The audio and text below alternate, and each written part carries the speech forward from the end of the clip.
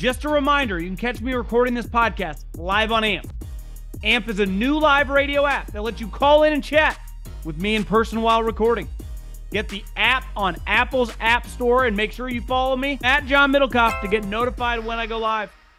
What's up, everybody? Big Thursday night matchup. Dan Campbell and the Lions go to Green Bay. We will dive into that, as well as a little bit of a look back to the 2021 quarterback draft. What went wrong? And also some other news and notes from around the National Football League. But first, 3 and Out podcast with me, John Middlekauff. Make sure you subscribe wherever you listen. Apple, Spotify, we got you covered. As well as the YouTube channel. Make sure you hammer that like button, subscribe to the page, and make sure you leave a comment, interact with all of our content. As you can see, I'm rocking the 3 and Out hat, 3 and Out. Go to thevolume.com, check out the merch. We got 3 and Out Flex Fit hats. And before we dive into some football, because we all love football, what I need you to do is grab your smartphone, go to the app page, and download the Gametime app. And when you do, the Gametime app, it's the fastest growing ticketing app in America and the official ticketing app of this podcast. Use the promo code JOHN to get $20 off a pair of tickets. I just saw the playoffs in professional baseball, Major League Baseball, are set. We know the matchups. You want to go to one of these games? You a Dodger fan? You a Braves fan? You live in the Dallas area? Want to go see the Rangers? Arlington, Texas? Well, I got you covered. Just go to Gametime, promo code JOHN, college football, NFL, comedy shows, concerts. You a Swiftie? Your daughter a Swiftie? You want to take her? Do it on me. Promo code JOHN, $20 off. Can't recommend them enough.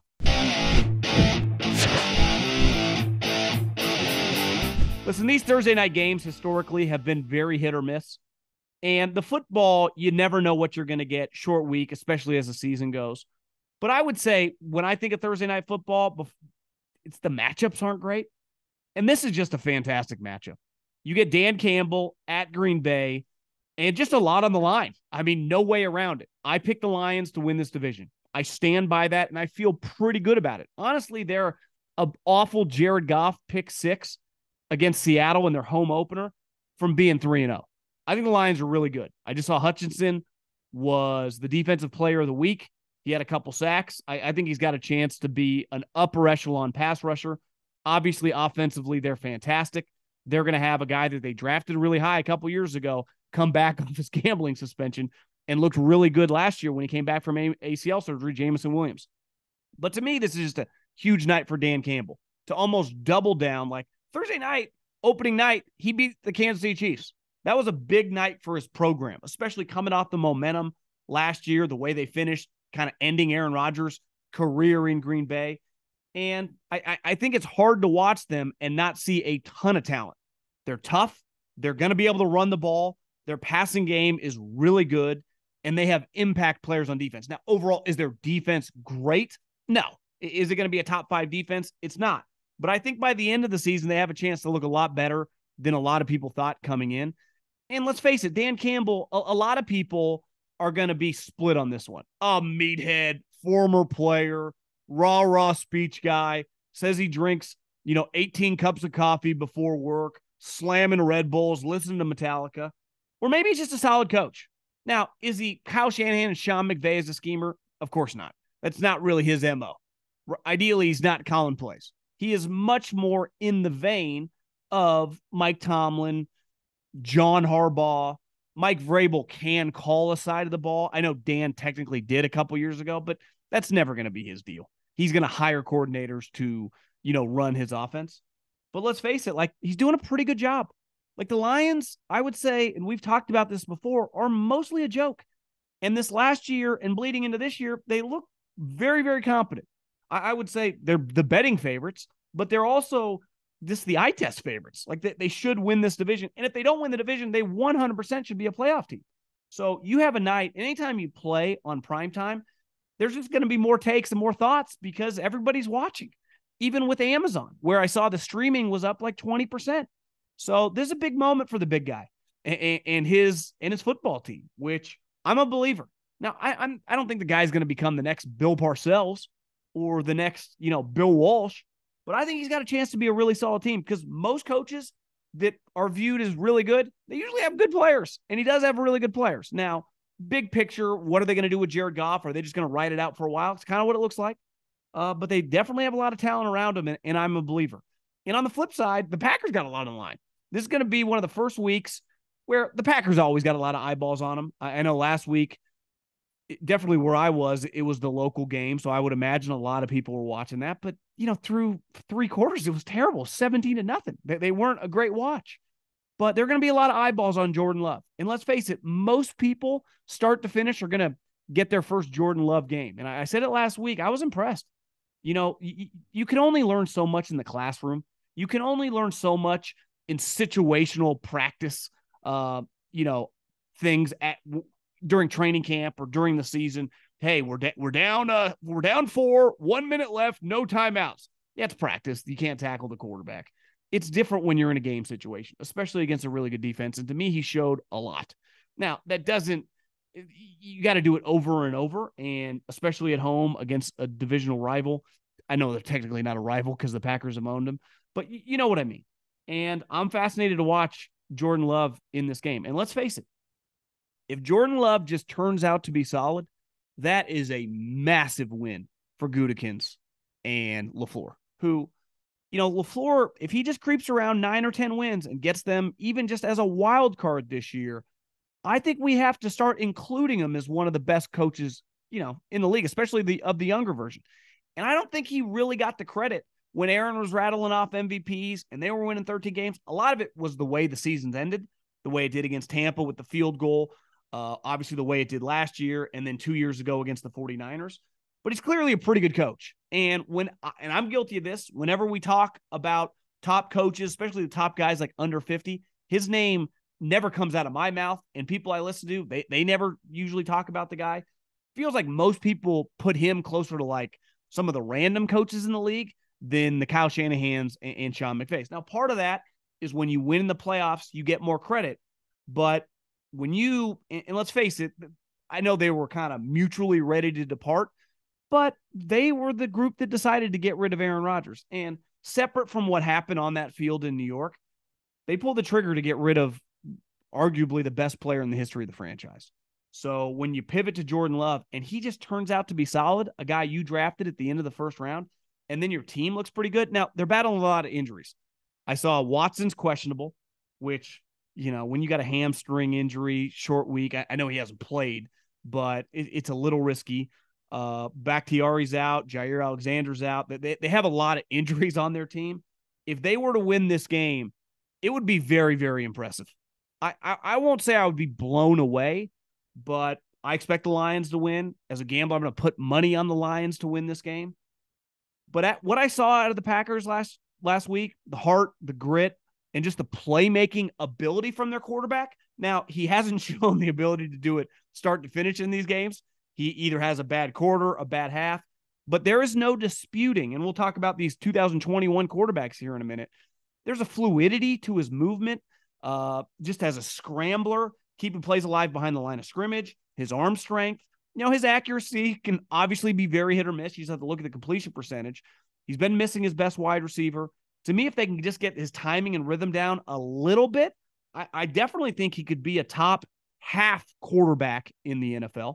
But there's only however many starts he's into his career, right? He's got the one couple years ago against the Chiefs. He's got the 3 this year. He's got a long way to go. But I'm definitely intrigued. So I'm fascinated to watch this guy play tonight. We're back with another week of football, and DraftKings Sportsbook is keeping us in on the NFL action with great offers every single game day. New customers can bet $5 and get $200 instantly in bonus bets. Throw 5 down on any of this week's epic matchups to walk away an instant winner. And DraftKings isn't stopping there. All customers can take advantage of 2 new offers every game day this September. Football's more fun when you're in on the action. So download the app now and sign up with the code JOHN, J-O-H-N. New customers can bet $5 to get $200 instantly in bonus bets. Only on DraftKings Sportsbook, an official betting partner of the NFL. With code JOHN, J-O-H-N, the crown is yours. I wanted to talk about the 21 draft because it's shaping up to be one of the biggest disasters in NFL history. right? Anytime that you draft a guy in the top 5 and he doesn't become a star, not even a star, just a long-term starting quarterback, it's a major problem. And if we remove Trevor Lawrence, who's actually going through a bumpy period right now, but is going to be in Jacksonville forever, at least for the long future ahead. We remove him from that conversation because he was widely viewed as one of the best prospects in recent memory, was going to be the number 1 pick after like his freshman year. It was a no-brainer.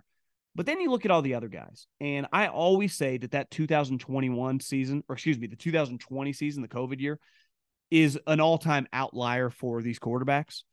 And when you look at Zach Wilson, BYU's always played a really hard schedule, and that season they did not, because none of the teams that they were playing out of conference games.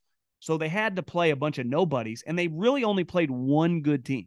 Now, in those games against the nobodies, Zach Wilson was putting on a fantastic performance. Like he was just throwing dimes left and right. He looked really good. But it turned out that definitely is not translating to the NFL. And the one tough game that he played against Coastal Carolina, not only did he not play well, he lost. So when you look at that, and then you start hearing some rumblings, I heard Coward talking about he wasn't a team captain. I kind of did a little digging. Not like his character, he was some criminal, but I don't know if he was the most beloved guy around the building. Like his character wasn't just some A-plus guy. The cocky, the edginess.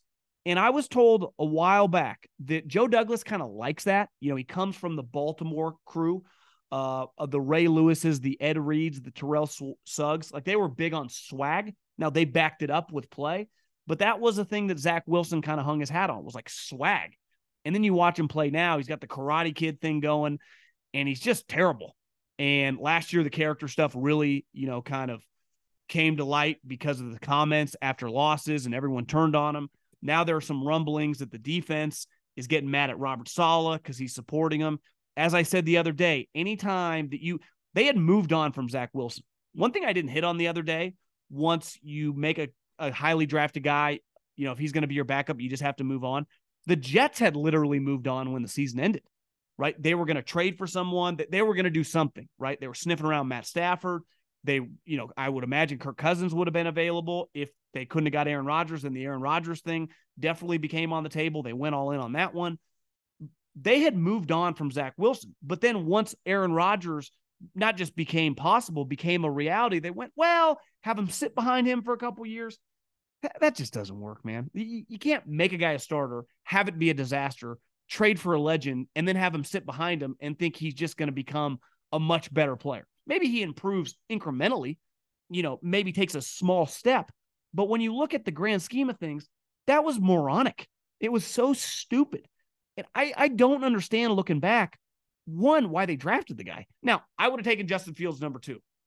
And we'll get into him in a second. But the Zach Wilson thing's an all-time swing and a miss. Now, you could argue Trey Lance is worse. And unlike Zach Wilson, who played a bunch of nobodies, Trey Lance didn't even have a season. Did not even have a season. Was a one-year wonder in 2019 at North Dakota State. They win the national championship. He's awesome. But the gap between North Dakota State and the teams they play is bigger than the gap between Alabama, Ohio State, and Georgia and most of the teams they play. It is so large at that level, it's not even comparable. And then when you factor in, when you evaluate him, because I remember watching, all the YouTube highlights of his games, he's not playing NFL players. And once he got to the NFL, unlike Zach Wilson, the thing he hung his hat on, character, work ethic, being a teammate, people really liked him. The problem was it turned out he wasn't that accurate. And he was actually really inaccurate. And when you look at the 49ers and you look at the scheme they run, right? That's what Robert Saleh attempted to do when they brought LaFleur with them. That's what DeMeco Ryans doing. That's what Sean McVay does in LA. Accuracy is a big deal because a lot of your throws come on these boots and naked actions where they're almost a dump off, but you're on the move. It's a touch throw. Touch is a huge issue with Trey Lance, and he has none of it. So what's crazy about Zach Wilson, clearly his talent he doesn't see stuff, but the off the field wiring's a little weird. With Trey Lance, that's all fine. It's the actual on the field doesn't work, because if you can't complete the layups in that offense, you have no chance. The Justin Fields one's pretty baffling because I went back and thought, like, maybe I could nitpick some of his performances in college, maybe his college numbers don't look as good as people thought at the time. And then I looked in his first year starting at Ohio State. He threw 41 touchdowns and 3 interceptions. He obviously was the number 1 recruit, had transferred from Georgia, and was awesome in 2019. They did not lose a game until they played Clemson in the playoffs, where he didn't play great. He threw a couple picks, but obviously got his revenge the following season. His college numbers were really good. When you looked at physically his size, when you looked at his arm strength, when you look at his production. Now, I get a lot of questions in the mailbag often about, when you look at specific programs, how they don't translate to the NFL. And I always say, I understand that argument. Forever it was like Oregon quarterbacks, but then Justin Herbert happens, right? When you get Ohio State quarterbacks, what if CJ Stroud turns out to be a 15-year NFL starter? You got to be very careful with that. Now, clearly, when you play at a program like Ohio State, you're going to have better talent. I would say if you play 3 years as a starter or 2 years as a starter and you start 28 games, 24 of them, you're going to have superior talent. And potentially 3 of the last 4 games, you're going to have equal talent, right? So it's going to be very, very rare that you're ever at a disadvantage.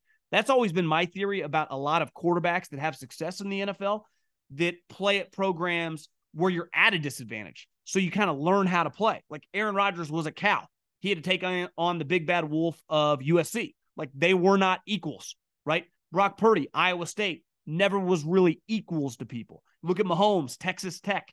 He's playing Texas. He's playing Oklahoma. He's playing Oklahoma State. All these programs have better players than him. Josh Allen, Wyoming. You kind of get used to, 1, going through some adversity, but 2, going into games where you're disadvantaged.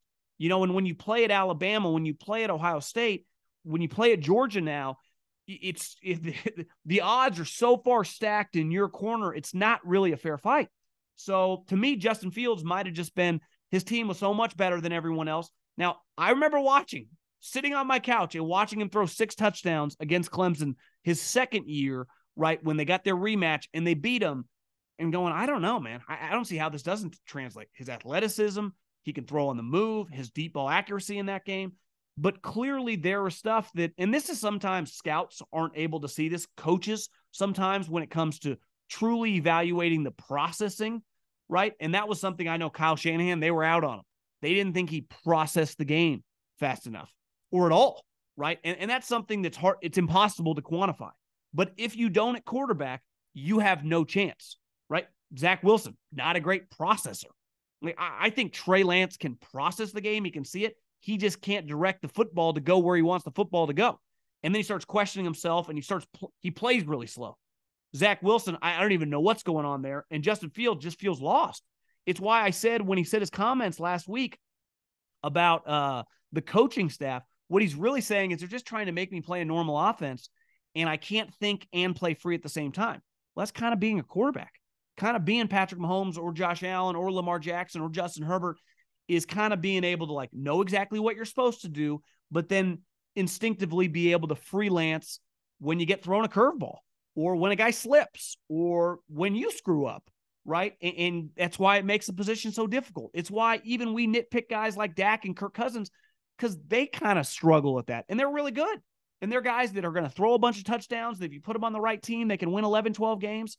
So I think when you look at this operation back at that draft, we just had 2 guys who clearly should not have been drafted that high in Zach Wilson and Trey Lance. And in a normal season with their sample, think about this year when everyone's hyping up all these quarterbacks we'll even remove Caleb Williams, but Drake May, obviously Penix, and now Bo Nix, the quarterback at Duke. You got quarterbacks all over the place. Quarterback at Washington State, Cameron Ward. These guys have years of starting, right, against really high-level competition. You're just going to have long resumes. That 2020 season really threw off those 2 players. Even Mac Jones.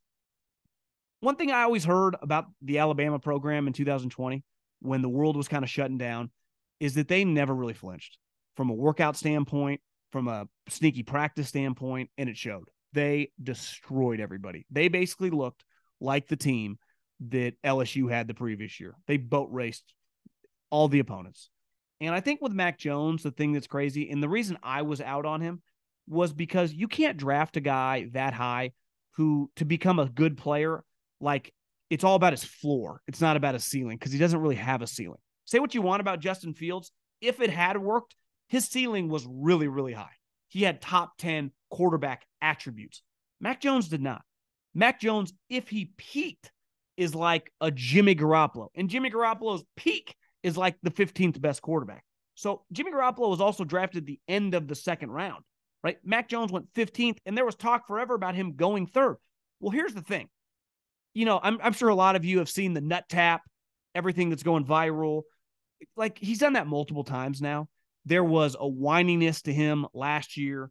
There's just a body language thing to me that I see. It's like part of being a limited player is being a super high character guy, right? Like Dak Prescott, limitations. Derek Carr, limitations. Kirk Cousins, limitations. Never any issues there. Like, there's never this guy can be a little, and there's a difference of having a tough conversation with a coach, right? Discussing some stuff. It's football. Things can get tense. It's another thing. Last year, I thought, was a complete embarrassment. And I understand he was playing for Matt Patricia's offensive coordinator, which is also a complete embarrassment. But as a second-year player, you don't handle yourself like that. And then this year, you just watch the play, the turnovers. I mean, he has 2 devastating picks this season. One led to 6 points. The other really screwed him week 2 against the Miami Dolphins. I just watch a guy that doesn't make that many plays. Now, you can tell me all day long about their lack of offensive skill. And I was talking to a guy in the NFL. I said, do you think if you put Tom Brady in his peak on this Patriot team, they could compete to win the AFC? And he said, no. But they would be good. I mean, they would win 11, 12 games. Now, it's clear Mac Jones is not Tom Brady, and this team is not super stacked. But the point of this is, I thought with Mac Jones, and this is what Kyle Shanahan thought, you were just getting a very, very efficient player, and I just don't see it. And then you get some of the baggage. A lot of people make fun of him for being a spoiled little rich kid.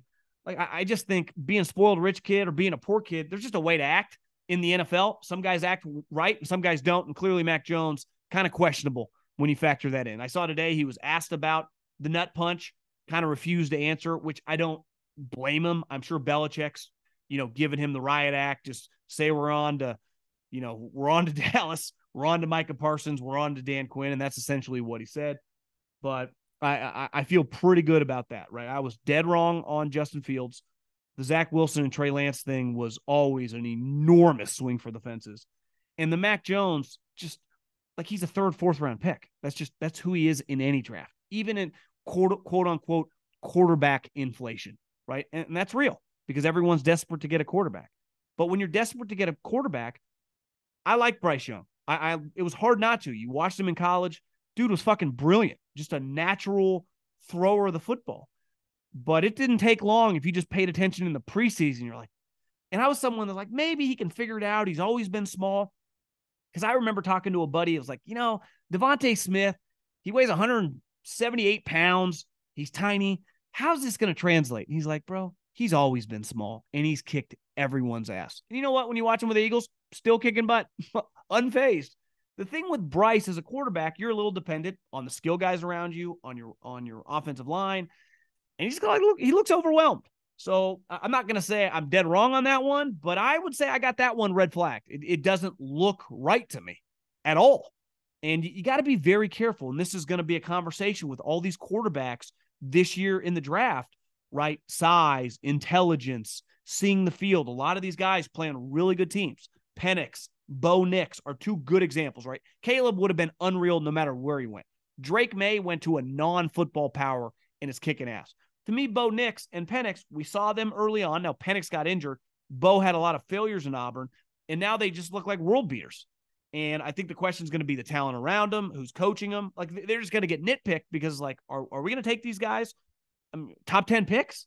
Sometimes I hear people talk about Michael Penix going in the 2nd or 3rd round. I think that's crazy.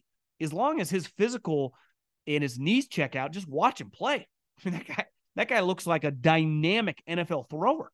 So you got to do your homework. I say it all the time. You're still dealing with humans. So even when the stats check out, even when the eye test checks out, even when you meet the guy checks out, there's a human element to being overwhelmed or short-circuiting or just not being able to get it done. In a competitive industry, just because you want to do it and just because you have some of the talent doesn't guarantee success. right? Success is never guaranteed. Who would have ever thought Tom Brady would be successful? What really made him? He just refused to fail. I mean, he just kept swinging his pick nonstop. His work ethic is unmatched. And that's stuff that you think you know. You can get checkpoints when you go into the schools. They give you thumbs up. But until you get them in the building, you're just somewhat holding on to your ass, even when you feel really good about everything, all the information you've accumulated. It's what makes acquiring quarterbacks so difficult. Who would have ever thought Brock Purdy would even be functional? If people just knew, we can debate how good the guy actually is. Like, is he ever going to be a top 10 quarterback? Is he overrated? He's literally a starting fucking quarterback for one of the best teams in the NFL. There is not many people, I would imagine, in the scouting circles that would have written down like, hey, if you put him on like the 49ers, Dolphins, or give him the Eagles, like they'd still kick ass. When you give a guy like a fringe draftable grade, you're like, yeah, he's probably more of a practice squad player, meaning he's not ready to play. And then now look at him. Kyle Shanahan's like favorite player since Kirk Cousins. So it's weird how this stuff works. For a limited time, you can save 40% on NFL Plus premium annual subscription when you sign up through Plus Play from Verizon. Plus Play is a platform where you can shop, manage, and save on the subscriptions you already love, like NFL Plus. With NFL Plus Premium, you get access to live games on mobile, NFL Red Zone, NFL Network, and more. So you can watch multiple games all at once on any screen around you for updates. Never miss a touchdown. And for fantasy football players, NFL Plus Premium makes all the difference. Access to programming like Fantasy Live through NFL Network, Red Zone for tracking player performance on Sunday, access to live local primetime games, access to Fantasy Plus. Just go to Verizon.com/NFL to get NFL Plus Premium today. It's 40% off an annual subscription. That's just $59.99 for the full season. Get it before it's gone.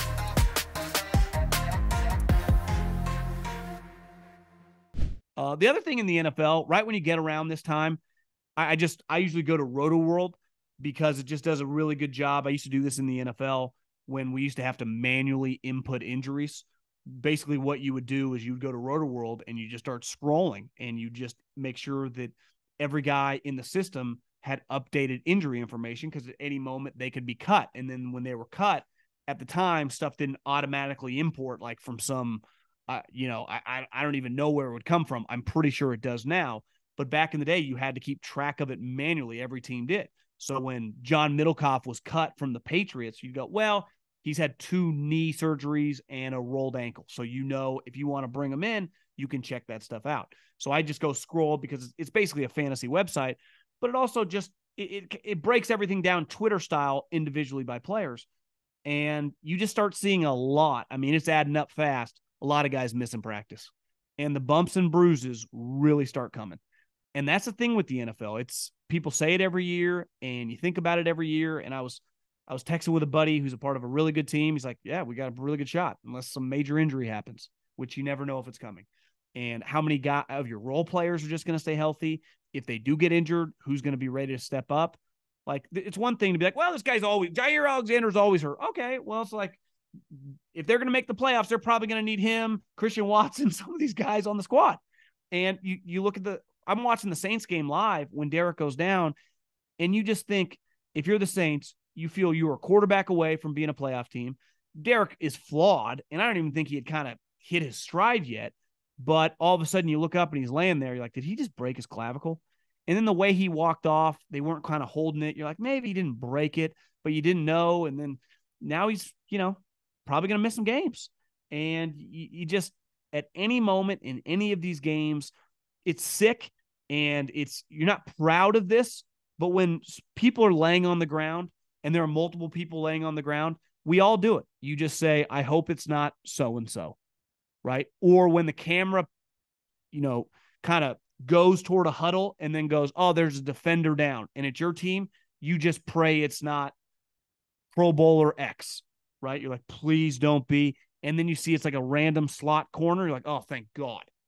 And that's no different than coaches and GMs. And it's the sad part about this business. And it's also why these big practice squads are so important. Depth on your team is so important. Drafting and undrafted free agents are so important. Developing those guys. It's why these position coaches get paid so much money, because if you can keep developing these guys through the season, and a lot of it, if you're not a starting player, is on scout team and mentally. So it takes a lot of discipline. It's kind of like a diet, right? A lot is on you.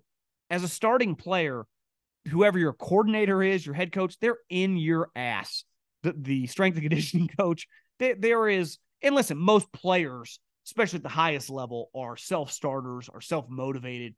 They don't need you to like give them a kick in the butt every day. I remember when Chip Kelly got hired with the 49ers, they had been to these NFC championship games, and it was like, wait, you're going to make like Joe Staley and Patrick Willis and some of these guys mandatory smoothies in the morning? Like, I just don't think it's going to work, and it didn't. He lasted 1 year.